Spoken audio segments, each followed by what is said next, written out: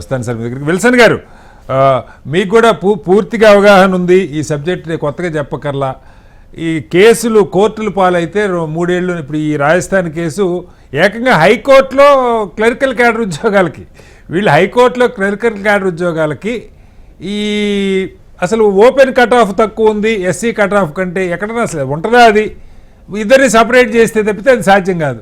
ఆ రకంగా అసలు ఎస్సీ వాళ్ళు కానీ ఎస్సీ వాళ్ళు ఎస్సీ సీట్లకే పోటీ పడాలి, ఫార్వర్డ్ వాటిలో ఓపెన్ కేటగిరీలో పోటీ పడకూడదు, ఓపెన్ కేటగిరీ అంటే ఫార్వర్డ్ కమ్యూనిటీకే అన్న ఆలోచన చాలామంది అధికారులు ఉద్దేశపూర్వకంగా ఉంటుందా, రిజర్వేషన్ పర్పస్ ఏంటి తెలియకుండా వాళ్ళు ఏదో చేసేసి 3 ఏళ్ళు పట్టింది సుప్రీంకోర్టు జడ్జిమెంట్ రావడానికి. మొన్న డిసెంబర్ 19 వచ్చింది 2023 సెలెక్ట్ అయిన వాళ్ళను డిస్టర్బ్ చేయదని వస్తున్నాయి అంతే. మళ్ళీ కోర్టులో ఒక్కోసారి ఏమిస్తున్నాయి, ఆల్రెడీ ప్రాసెస్ స్టార్ట్ అయిపోయింది కాబట్టి మేము ఇన్వాల్వ్ కాలేము, సెలెక్ట్ అయిన వాళ్ళని మార్చలేము, ఇలా రకరకాలుగా వస్తున్నాయి. ఎందుకు జరుగుతుంది ఇది? జాతీయ స్థాయిలో ఈ ఎస్సీ ఎస్టీ రిజర్వేషన్ అయితే స్వాతంత్రం వచ్చిన దగ్గర నుంచి ఉన్నాయి. 75 ఏళ్ల తర్వాత కూడా రూల్ ఆఫ్ రిజర్వేషన్ ఎట్లా అమలు చేయాలనేది తెలియకుండా అధికారులు ఉంటున్నారా? ఇదేదో కొత్తగా ఏదో సంచలనమైన తీర్పు ఇప్పుడే క్లారిటీ వచ్చిందన్నట్టుగా మీడియాలో కూడా చర్చ నడుస్తూ ఉంది. ఏం చెప్పాలి? విల్సన్ గారు మ్యూట్లో ఉంటున్నారు, ఒకసారి అన్మ్యూట్ చేయండి. సార్ అన్మ్యూట్ లో ఉన్నా. చెప్పండి సార్. గుడ్ ఈవినింగ్ సార్, మీకు ప్యానల్ ఉన్న మిత్రులు పెద్దలందరూ కూడా నమస్కారం. నమస్తే సార్. వాస్తవానికి ఇది మనకి సంచలనాత్మకమైన తీర్పు అని మనం అనుకుంటున్నాం, కానీ ఇది ఆల్రెడీ అందరికి ప్రాక్టీస్ లో ఉండదు అనేది, కానీ ఇంప్లిమెంటేషన్ లేదు.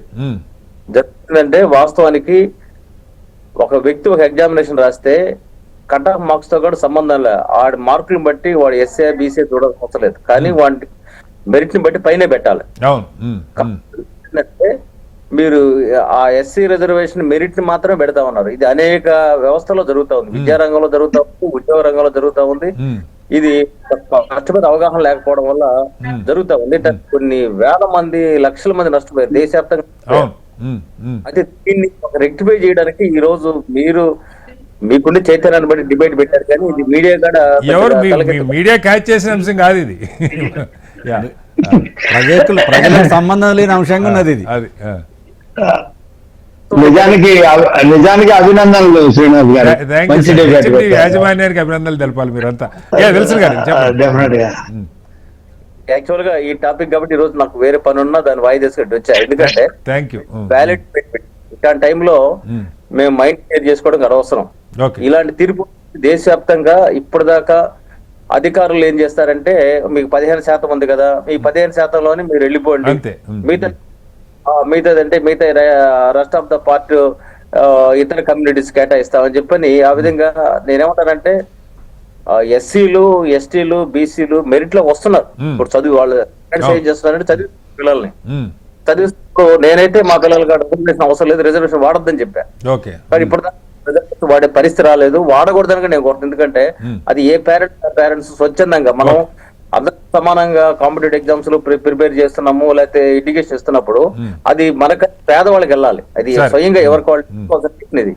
కానీ ప్రభుత్వం ఏం చేస్తుందంటే, అంటే చాలా ప్రభుత్వాలు ఏం చేస్తున్నారు, రాష్ట్ర ప్రభుత్వాల్లో అదేవిధంగా ప్రభుత్వ స్థాయిలో అధికార యంత్రంగా ఏం చేస్తుందంటే, వాళ్ళు కొద్దిమంది అవగాహన లేక చేస్తున్నారు, కొద్దిమంది అవగాహన తెలిసి కూడా చేస్తున్నారు. ఈ 15% నెట్టేయడం వల్ల చాలా మంది ఎస్సీలకు నష్టపోతున్నారు. కాబట్టి ఈ రోజు ఈ వచ్చిన ఈ జడ్జిమెంట్ అనేది దేశవ్యాప్తంగా ఒక చెక్ చేసుకోవడానికి ఉపయోగపడుతుంది. ఈ అధికార యంత్రాంగాన్ని మొత్తానికి, బ్యూరోక్రసీకి, అదేవిధంగా రాజకీయవేత్తలకు కూడా ఒక అవగాహన కావడానికి ఈ తీర్పు వినియోగపడుతుంది. అంటే బేసిక్ మనకు కావాల్సింది ఏంటంటే, ఇది ఖచ్చితంగా వీకర్ సెక్షన్ రేపు నెక్స్ట్ జనరేషన్ లో వాళ్ళు ముందుకు వెళ్లాల్సిన అవసరం ఉంది. అసలే ప్రభుత్వ ఉద్యోగాలు సన్నబడతా ఉన్నాయి, అదేవిధంగా అనేక ప్రైవేట్ కాలేజీల్లో వీళ్ళకి అవకాశాలు లేక అన్ని లక్షలు మేము పెట్టుకోలేమని చెప్పని వాళ్ళు పరిమితంగా సీట్లకి, ప్రభుత్వ సీట్లకే పరిమితం అవుతున్న పరిస్థితుంది. ఏదేమైనా సరే ఇది సమాజానికి కూడా ఒక మేలుకొల్పు. నా పాయింట్ ఏంటంటే, ఇది మీకు తెలుసు, నాకు తెలుసు, అక్కడ ఉన్న రూల్ ఎస్టాబ్లిష్లా దశాబ్దాలకు అమలవుతున్నలా. ఈ రోజు కూడా అనేక మీరే చెప్తున్నారు లక్షల మంది నష్టపోయారు, నష్టపోతున్నారు అని. నష్టపోతున్నప్పుడు ఎందుకు దీనికి ఈ రిజర్వేషన్ని రాంగ్గా ఇంటర్ప్రిట్ చేసి, లేకపోతే ఉద్దేశపూర్వకంగా అనేది నిరూపించలేకపోవచ్చు, ఆ రూల్కి వ్యతిరేకప్పుడు మెరిట్ మార్కులు వచ్చిన వాళ్ళని ఓపెన్ కేటగిరీలో పెట్టాలన్నది ఫండమెంటల్ కదా. మార్కులు తక్కువ వచ్చిన వాళ్ళు రిజర్వేషన్ కేటగిరీ అదనంగా మెరిట్లో రాని వాడికి రిజర్వేషన్, కానీ నీకు 50 మందికి వచ్చినా మీరు 15 సీట్లే తీసుకోవాలి, లేదు 100 మందికి వచ్చినా మీరు 70 మందికి వచ్చినా మీరు 27 సీట్లే తీసుకోవాలంటే దుర్మార్గం కదా. దీన్ని ఎందుకు ఇలా అధికారులు చేస్తున్నారు? వాళ్ళ మీద చర్యలకు ఏదైనా ఒక చట్టం ఉందా? జాతీయ స్థాయిలో మీరే ఉన్నారు రూలింగ్లో, నేను పార్టీల పరంగా మాట్లాడట్లా. ఈ ముఖ్యంగా ఇవి జాతీయ స్థాయి రిక్రూట్మెంట్ ఓబీసీకి సంబంధించి సార్ రాష్ట్రాలు కూడా అవే జరుగుతుండొచ్చు. ఎందుకని వీళ్ళకి శిక్ష లేకపోతే కోర్టుకు వెళ్తే న్యాయం, ఆ వెళ్ళినోడికి న్యాయం, ఎల్లనోడికి అది కూడా లేదు, ఏం చెప్పాలి? దీని మీద ఖచ్చితంగా రివ్యూ చేయాలండి. ఎన్ని పోస్టులు నష్టపోయాయో, అంటే ఇప్పుడు ఇచ్చేసిన పోస్టులు మనం ఏం తీసేయలేము, తీసేయమని కూడా మనం చెప్పకూడదు, అది హ్యూమానిటీ అవుద్ది. ఎందుకంటే ఒక ఓసైనా హీఈస్ ఎ హ్యూమన్ బీయింగ్ కాబట్టి అతనికి అవకాశాలు వచ్చాయి కాబట్టి మనం దాన్ని తప్పట్లేం.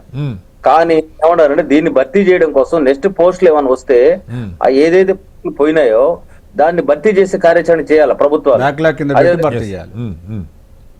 చాలా అవసరం నేను భావిస్తాను. ఎందుకంటే ఎన్ని పోస్టులు, ఇప్పుడు ఉదాహరణకి ఒక దగ్గర 15 పోస్టులు ఎస్సీలు రావాల్సిన పోస్టులు నష్టపోయారు అనుకోండి, ఆ 15 పోస్టులు రాబోయే రోజుల్లో వాళ్ళకి రిజర్వేషన్ కింద కోట పెట్టేసేయాలి, అదే సెపరేట్ గా బ్యాక్లాగ్ కింద చూపించి మళ్ళీ స్పెషల్ గా వాళ్ళతోటే భర్తీ చేయాలని చెప్పి చెప్తున్నారు.